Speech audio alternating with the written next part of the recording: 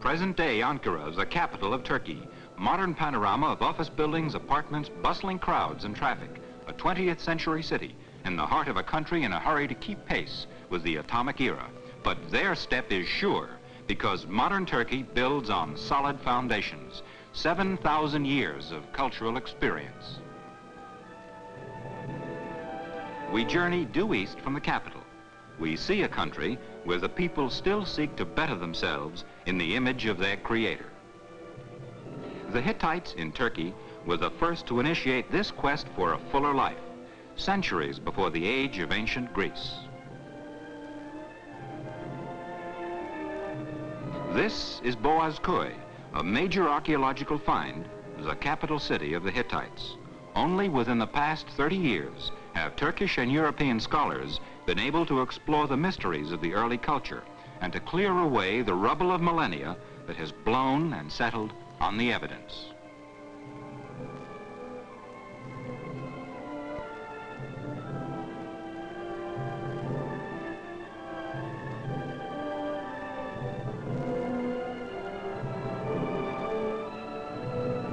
The tale of the Hittites is a saga assembled by modern archaeological excavations from information hewn out of these very rocks. The relics abound in political and military history, legal codes, deeds of sale, religious observances. Information comes from pots and pans reassembled by experts.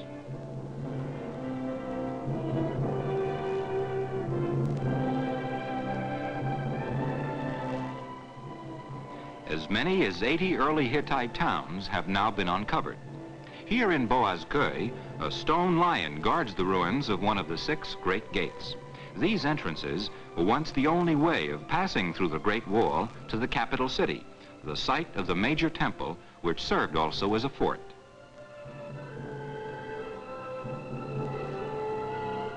Notice how these extraordinary walls were adapted to the contours of the land.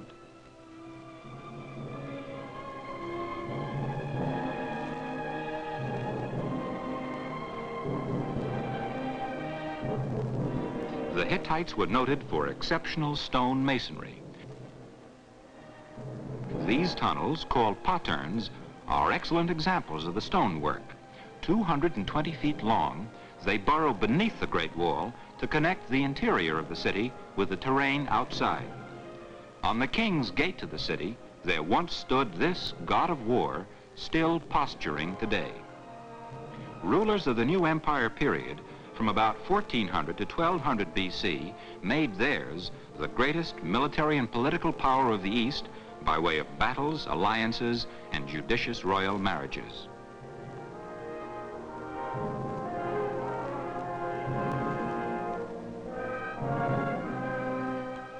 Beyond the remains of the South Gate, great stone buildings once served as models to later Trojans and Greeks.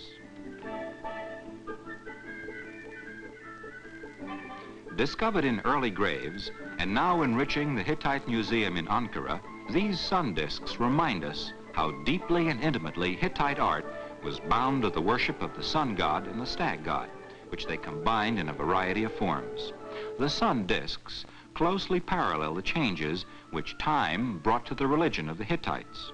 Yet among all of them is the same warm feeling found in the prayer to the god of the sun. Hail to thee, God of the sun, thou who seest into the hearts of men. Thou risest from the sun and walkest in the heavens. In every daily dispute, thou art the judge of men and of dogs and of pigs.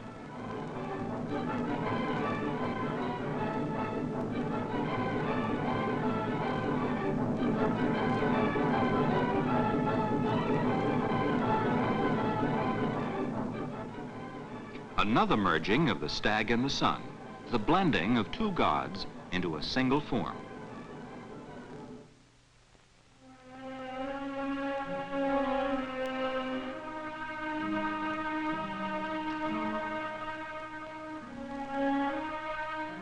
The sun nestles between the wings of an eagle. It settles on the breast of a pitcher. In this area of parched, cracked plain soil, it's not unnatural that water should be regarded as something sacred. Among the many gods of the Hittites, water and weather gods ranked first.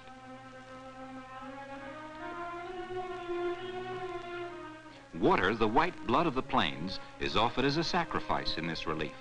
From the soil thus nourished, an ear of corn rises to be held in the powerful hand of the god of plenty.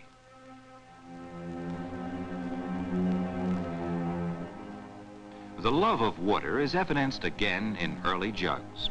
Hittite artisans knew how to impress upon glass their most delicate feelings, and sometimes even their sense of humor. The Hittites, if we can trust their pottery, were a witty, well-tempered people.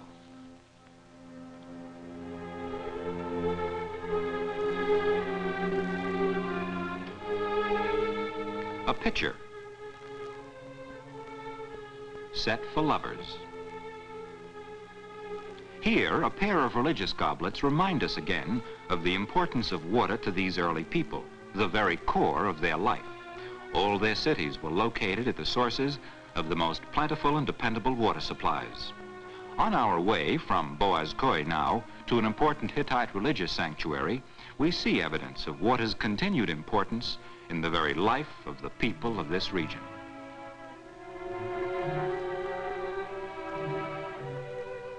Water, the source of life, of fertility and abundance. Without water, secured by modern methods, there would be no sugar beets, no great fields of wheat and barley.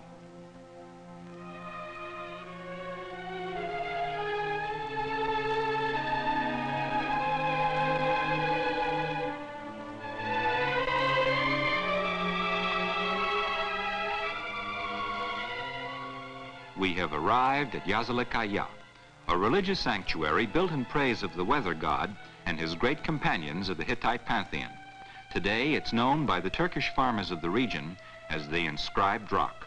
It's a unique monument, for nowhere else in the world do we find such a mighty assembly of deities.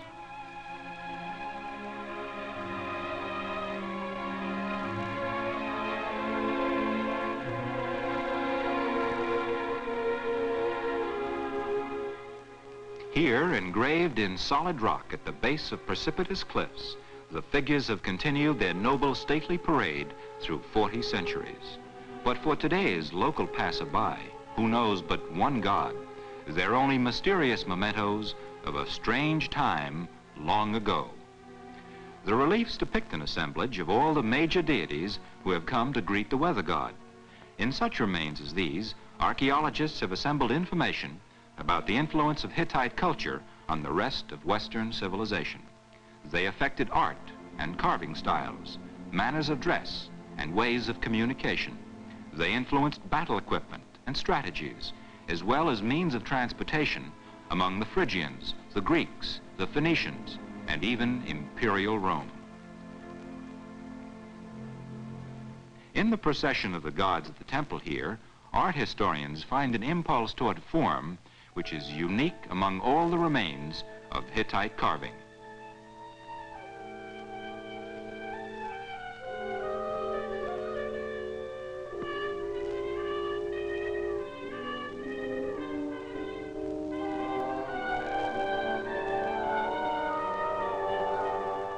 The 1,000 gods of the Hittite Empire hasten to see the weather god. Their procession becomes a kind of formal race. On the right-hand face of the rock, the goddesses are advancing. Though they differ in special powers and dress, the gestures are identical. But all the gods have high, conical, pointed headgear. The goddesses, flat-topped hats. The Hittite gods were practical. They served to propitiate illness and epidemics, even to quiet domestic quarrels.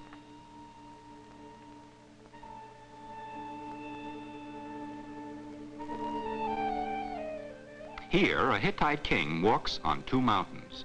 Unlike the monarchs of that epoch, the Hittite kings were not absolute rulers, but answerable to a court of nobles. a constitutional monarchy based on the rights of the individual, a forerunner of modern political concepts. Through a natural tunnel guarded by a winged monster, we pass to another section of the sanctuary. Hittite religious ceremonies included prayer, purification, sacrifice, and solemn oaths in which they dedicated themselves and all they held sacred to the well-being of the land and the preservation of their form of life. Here stands another procession of Hittite deities. The people were said to have 1,000 gods.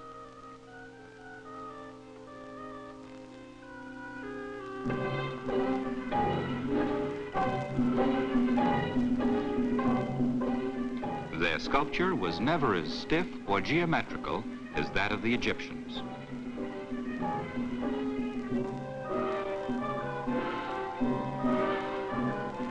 In places, it came so close to nature as to give almost a feel of human flesh.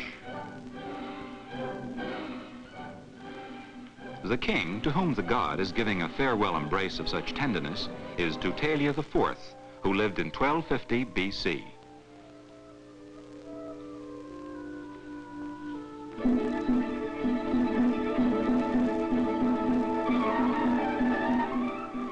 Note how well proportioned is the group the sculptor has formed for god and king, a suggestion of the intimacy of man and deity among the Hittites, a close, harmonious relationship. Tutelia IV was one of the last great kings.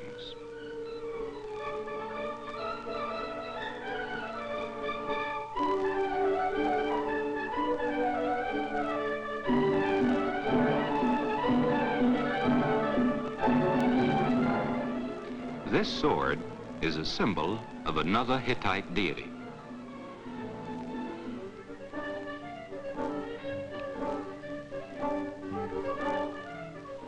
The Hittites led a happy life.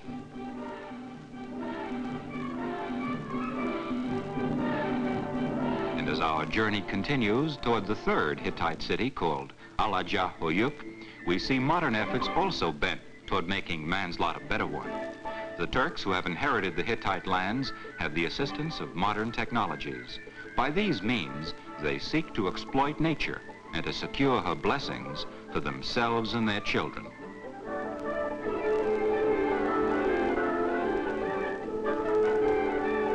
Water. Yesterday, it created Alajah-Oyuk, an important Hittite center. Means power today. In the twilight, we can glimpse the great sphinxes. Here remains have been found which antedate even those of Boaz Köy. On the left-hand side of the sphinx, we see the popular, widely copied, two-headed eagle motif.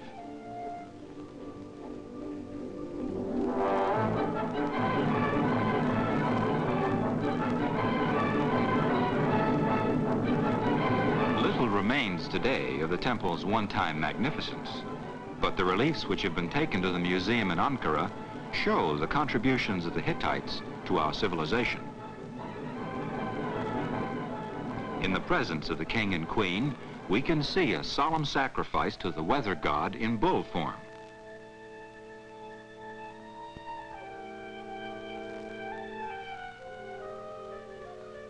An Angora goat and a ram are being brought in to be slaughtered. The livers of these animals were examined by the priests to learn the whims of the gods and their intentions toward the faithful worshippers.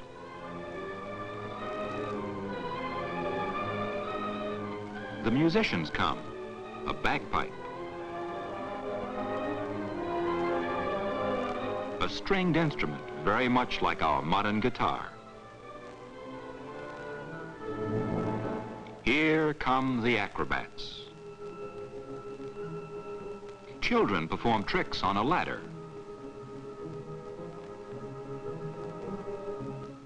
In no other early art do we find so many children and animals, or such a sword swallower. In another group of reliefs, we see a hunting scene. Here the art shows an exceptional ability to portray with great skill the movements of animal life. Depicting a panther, both in profile and full face, was a daring innovation for the art of that time.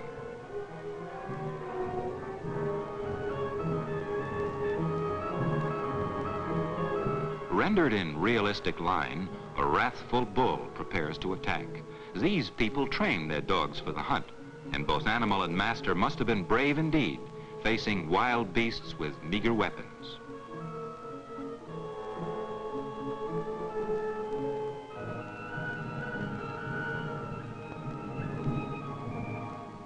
In a different relief discovered near Kayseri, we find another example of the Hittite sculpture noted at Alaca Hoyuk.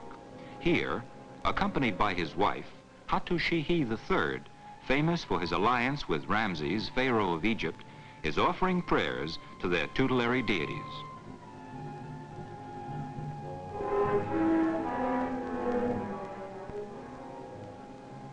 In motifs carved far more recently on the gravestones of a village cemetery, we find forms and symbols still reminiscent of Hittite statements in stone.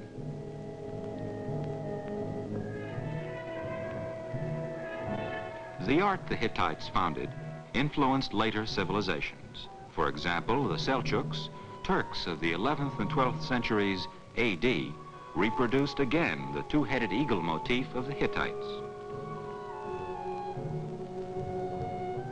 They also favored winged angels.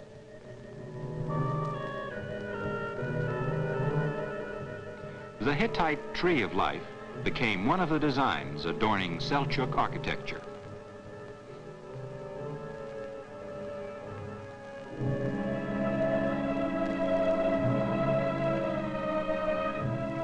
The dragon that was attacked by the weather god in early Hittite legend passes on into Seljuk decoration. Now it takes the form of serpentine coils or carved ornamental ribbing on the door of a mosque.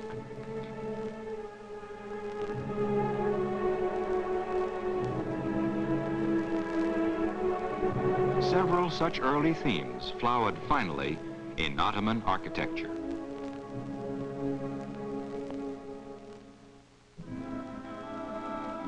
From the Hittites, people learned to adapt their structure to the contours of the land. Today, the Turkish people, true to the traditions of their country, strive to adapt their architecture to contemporary cultural trends. Now, great mills do the work that was once so laboriously performed by Hittite women studiously bent over their looms. But some of the Hittite symbols remain. And the same could be said of new architecture. Kara Tepe, the fourth Hittite city on our itinerary, is in the midst of a green and fertile region on the edge of the Taurus Mountains. It was a frontier post at one time. Here were discovered several hieroglyphs by which scholars were finally able to disclose a few of the great Hittite secrets, though the intellectual adventure is far from complete. The Hittite language is related to the same roots as modern European tongues.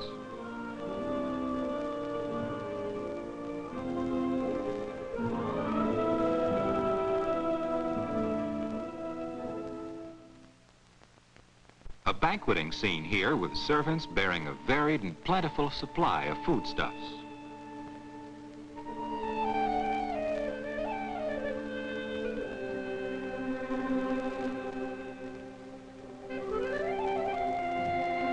Queen of Adana, fanned by a slave in protection against the heat.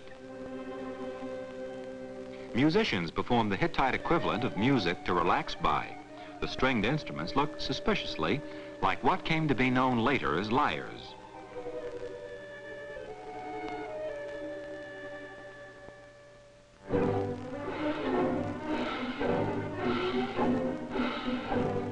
Dancers contribute their skills to the sound of a double flute. The passage of 3,000 years has not effaced the reality of this universal image, a mother nursing her child.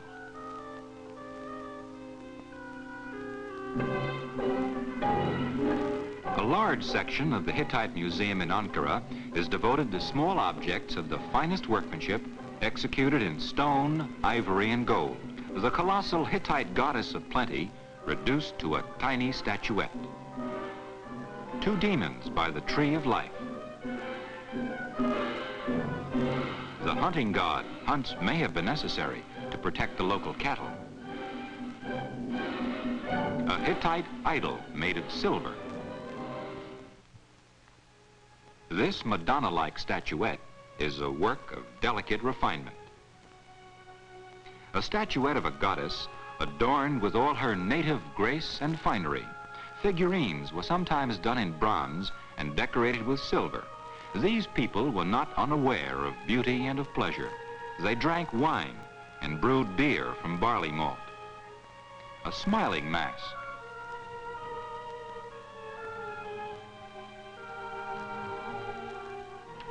The people placed great emphasis on animals. Gods sometimes took their form.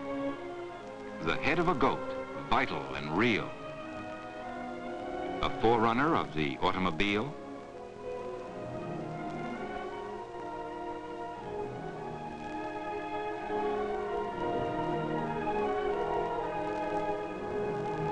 Horses played a great part in Hittite history. This tradition has survived in the renowned horsemanship of the Turks. A letter carrying a love message in the form of a clay tablet.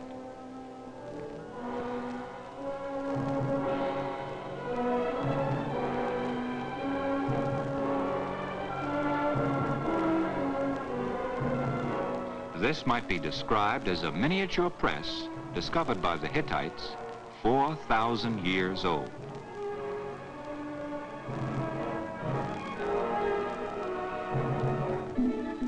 It would not be far-fetched to term these lead figurines the early ancestors of modern Turkish puppets.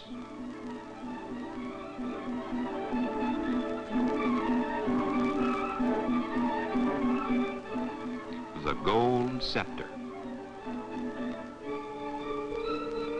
Gold objects which once graced Hittite banquet tables.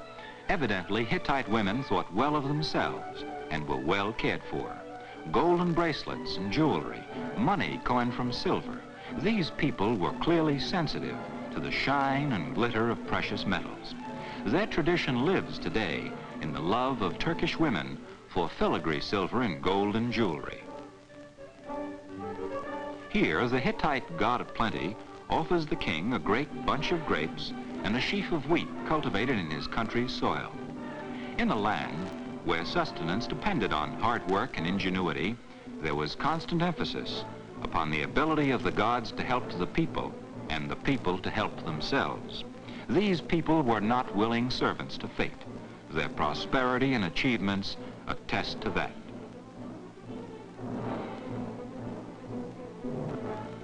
Listen to the statement of one great Hittite ruler. I am Atravandas, the servant of the weather god and the king of Adana. I have made the plain of Adana stretch from the rising of the sun to the setting of the sun. In my time, life was lived in goodness, in beauty, in prosperity. I filled the granaries. I added horses to horses, shields to shields. As Atravandas said, those who live in this land will be possessed of everything: sheep, cattle, bread, and wine. A journey to the Hittite country reminds us that not all the past has gone, nor should it. A country that continues in the tradition of the sun god, harnessing the water, working with the earth. Today's people can claim, like the ancient king, to live life in hard work, in goodness, in beauty, in prosperity, beneath the same great sun which blessed their forerunners long years ago, the Hittites.